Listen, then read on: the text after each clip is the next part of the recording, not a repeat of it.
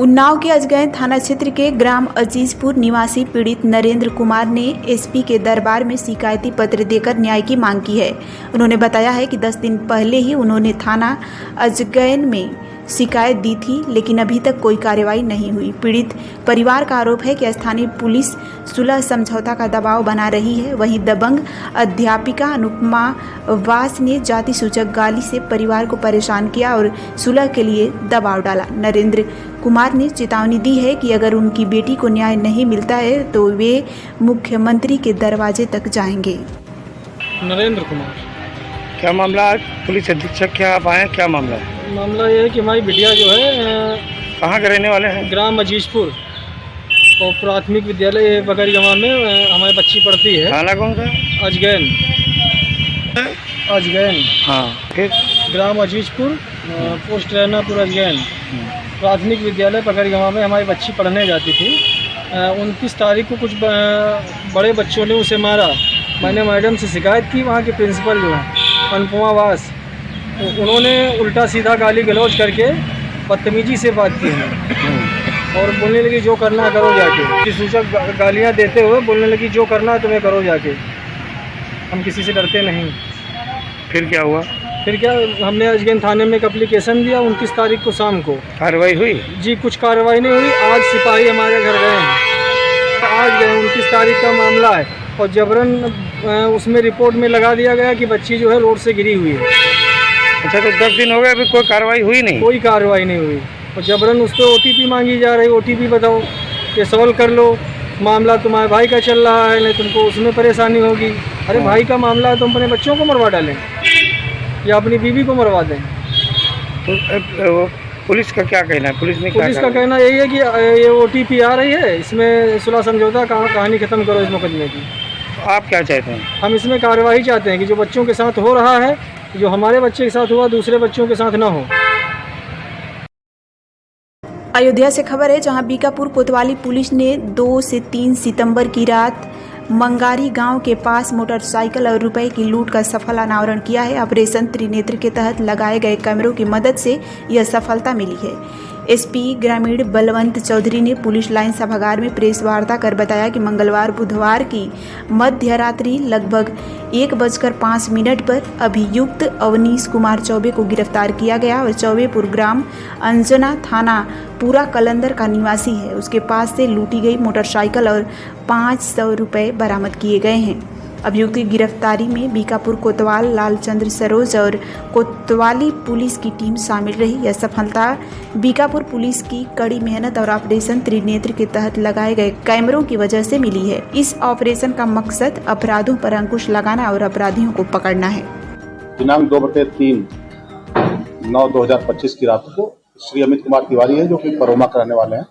उन्होंने थाने पर पहुंच कर सूचना दिया कि वो रास्ते में जब रात में आ रहे थे करीब 1 बजे, तो 3 अज्ञात मोटरसाइकिल सवारों द्वारा उनकी मोटरसाइकिल को ओवरटेक करके उनके हाथ पर डंडा मार करके रोक लिया गया था तथा उनकी मोटरसाइकिल और उनका पर्स, उसमें 500 रुपए थे और ये सब छीन करके लेके चले गए थे।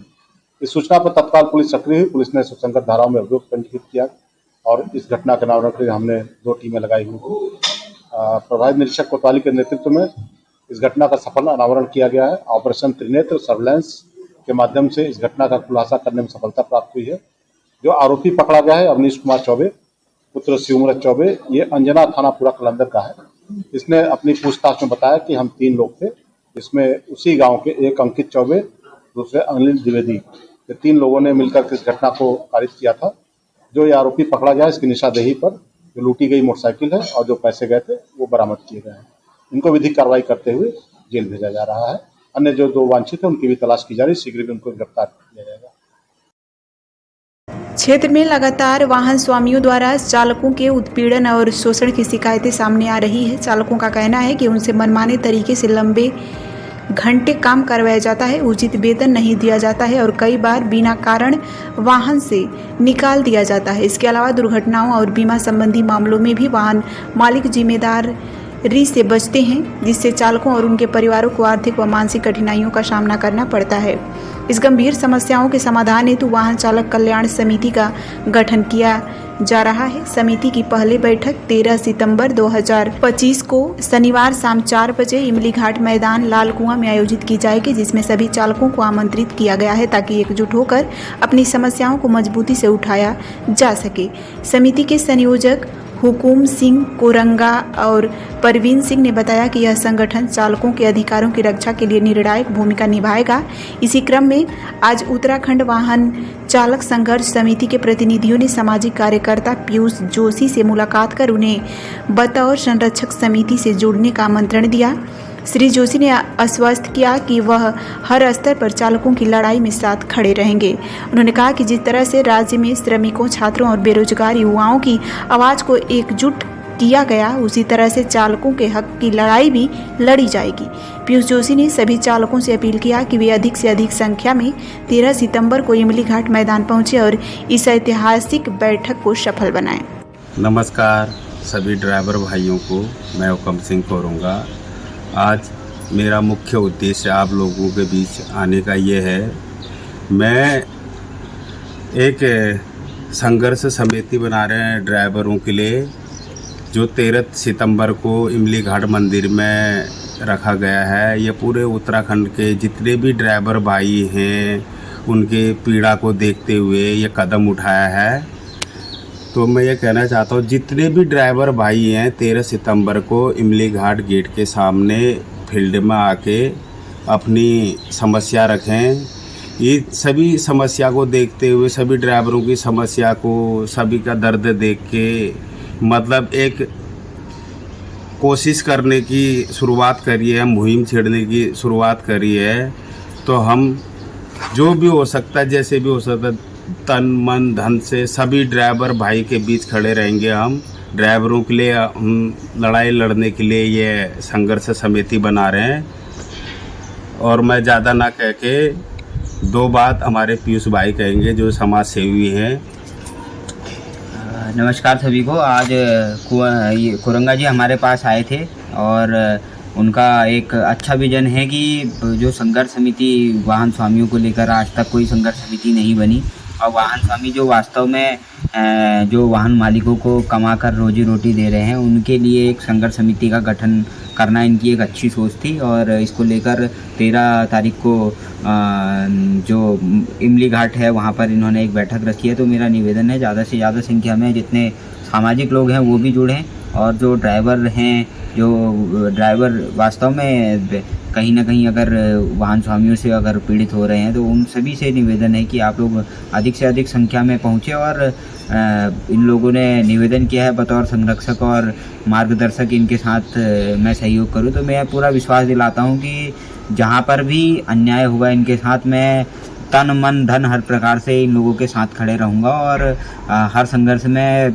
इनके साथ कंधे से कंधा मिलाकर मामला आज उस समय प्रकाश में आया जब पीड़िता ने सीधे अजमेर पुलिस अधीक्षक के समक्ष पहुंचकर न्याय की गुहार लगाई है। पीड़िता का आरोप है कि उसका पति और ससुराल पक्ष लगातार उसे प्रताड़ित कर रहे हैं। विरोध करने पर उसके खिलाफ फर्जी FIR दर्ज कराई गई, जिसमें गहने चोरी करने का झूठा आरोप लगाया गया। पीड़िता का कहना है कि वह लगातार अत्याचार सहती आ रही है, लेकिन अब तक हालात असहनीय हो गए हैं। इसे मजबूरन पुलिस अधीक्षक के समक्ष पेश होकर अपनी बात रखनी पड़ी। फिलहाल पुलिस ने मामले में जांच शुरू कर दी है। पीड़िता को न्याय मिलेगा या नहीं, ये तो आने वाला समय ही बताएगा। लेकिन इस घटना ने एक बार फिर घरेलू हिंसा और दहेज प्रताड़ना जैसे मामलों को समाज के सामने उजागर करके रख दिया है। मेरे को ये झूठे इल्ज़ाम में फंसाया गया। मेरे घर वालों ने मेरे को मारपीट करते थे, मेरे सास, मेरे हस्बैंड, मेरे पूरे ससुराल वाले मेरे को मारपीट करते थे। उसके बाद मेरे को फंसाया झूठे इल्ज़ाम में, चोरी के मैटर में। जब मैंने बोला मैं शिकायत कर दूंगी थाने में, तो उन्होंने मेरे खिलाफ झूठी कंप्लेन लिखवा कर मेरे को ये उल्टा फंसा दिया कि तूने हमारे घर से ये निकाला है। इस तरह थाने पे भी मेरे को 3 दिन बिठाया, तो पेश भी नहीं किया। उसके बाद मेरे पुलिस वाले एक भी मेरी बात नहीं सुन रहे थे। ये बोल रहे थे कि हाँ हम तेरे को फंसाएंगे, ये करेंगे। मेरे हस्बैंड कहने लगे तेरे को अंदर भिजवाऊँगा, तूने मेरे खिलाफ ऐसे ऐसे करवाया था ना, अब मैं तेरे को अंदर भिजवाऊँगा।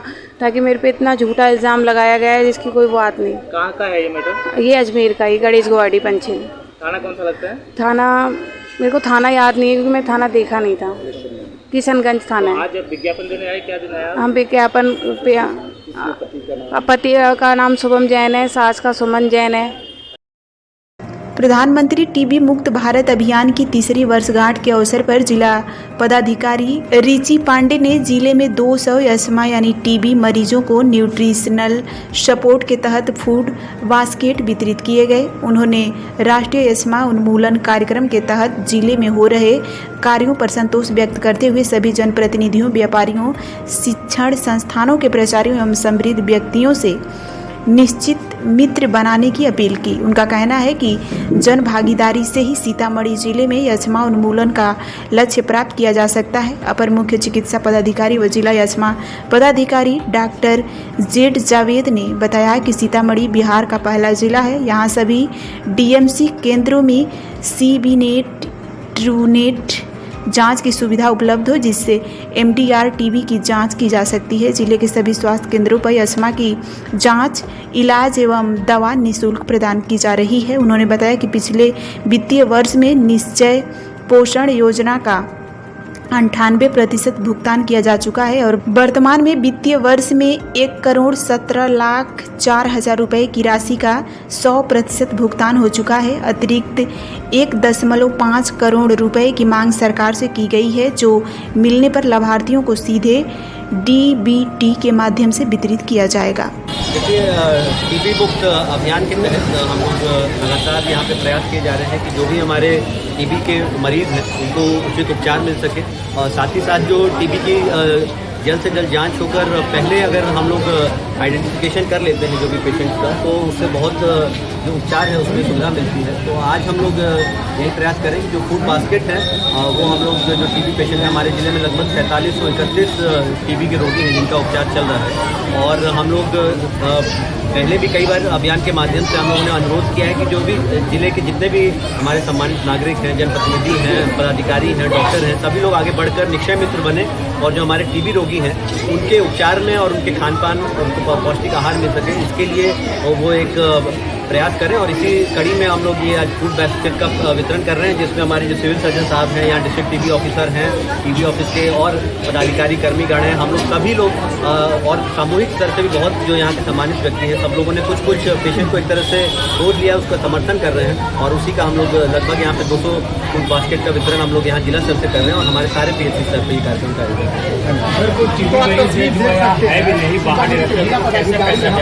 है। उसका भी जैसा भी टीबी ऑफिसर बता रहे हैं कि उनका भी ट्रांसफर हो जाएगा वो केस, और फिर वहाँ पे जो लोकली उनका जो प्राइमरी हेल्थ सेंटर है वहाँ पे वो उपचार कराएंगे, वहाँ से दवा लेंगे और उनको निश्चय जो पोर्टल है उसके माध्यम से वो DBT उपलब्ध कराई जा रही है। तो कहा जा सकता है कि सरकार।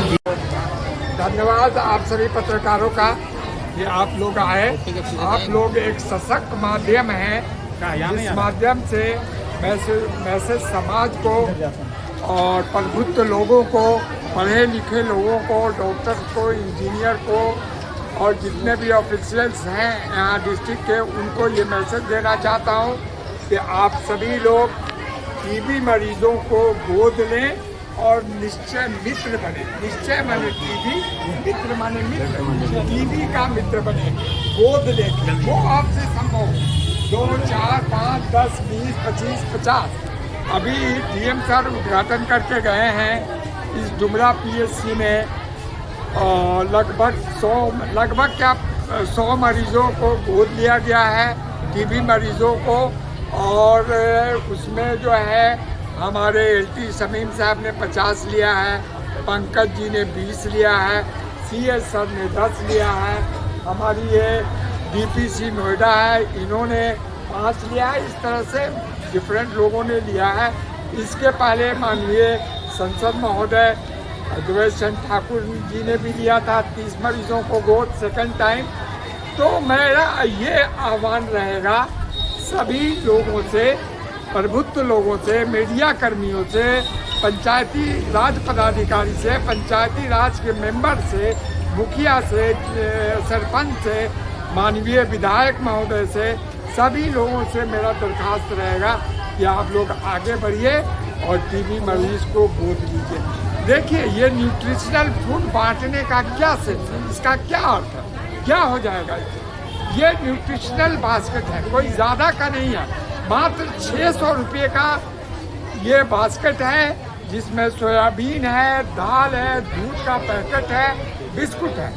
सरकार प्रति माह 100 रुपया टीबी 1000 रुपया प्रति माह टीबी मरीज को, इलाज कराने वाले टीबी मरीज को पोषण के लिए देती है कि इस पैसे से आप पोषण लेंगे, खाएंगे, पिएंगे। उसी तरह टीबी मित्र या निश्चय मित्र बनके ये बास्केट दीजिए ताकि उनका न्यूट्रिशनल वैल्यू बढ़े, उनमें इम्यूनिटी जो है बढ़े, प्रतिरोधक क्षमता उनका बढ़े और वो जल्दी ठीक हो जाए। यही अर्थ है, यही सेंस है इस बास्केट का देने का सेंस है। हमारा ये कहना है कि हम स्वस्थ रहेंगे, हमारा घर द्वार आंगन और पंचायत और गांव स्वस्थ रहेगा, तभी हमारा पंचायत भी स्वस्थ रहेगा, हमारा डिस्ट्रिक्ट भी रहेगा। नियमता WHO का कहना है कि एक टीबी मरीज एक साल में 16 से